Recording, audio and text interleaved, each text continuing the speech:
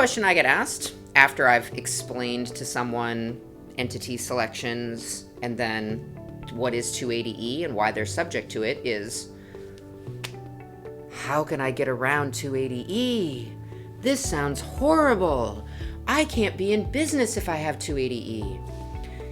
And I'm being melodramatic, but they've hit the nail on the head.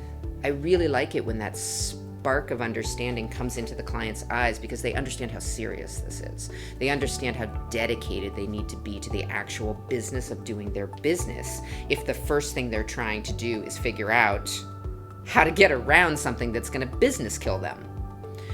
The short answer is you can't get around 280E. 280E is a required code that has to be applied to your business. But understanding what costs are allowable in cost of goods sold based on the relationship that your practitioner and you have, and the understanding of your costs in relationship to inventory. So educating yourself about inventory, educating yourself about the code sections in the tax code that dictate how we as practitioners need to look at inventory is crucial. Code section 471 is the original code section that deals with inventory. The Tax Cuts and Jobs Act that came in 2018 added another 471 provision, 471C, as in Charlie, into the mix. There's no silver bullet in any of these code sections. They require diligence, they require thoughtful understanding, and they require the ability to be able to say, how do my costs, how does the money I'm spending relate to inventory or not relate to inventory? Again, because you're running a business, some of your money has to not relate to inventory. In our parlance, it's called SG&A, selling, general, and administrative costs. Again, your meals and entertainment, your travel, your website, your advertising, your contract labor maybe.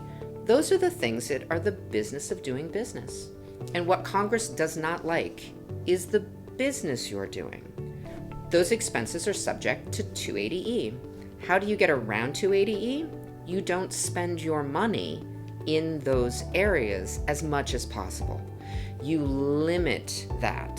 So for owners, I say, great, I really want you to be paid.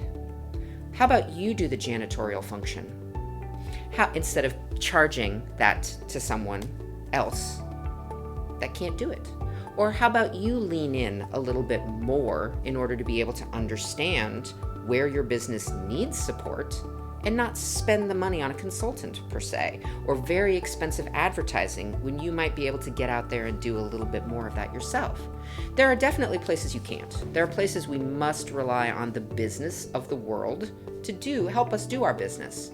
But in the places where you can make savvy business decisions about how you spend your money, that's how you reduce, ultimately, the amount of money going into non-deductible expense. But we're never trying to get around 280E.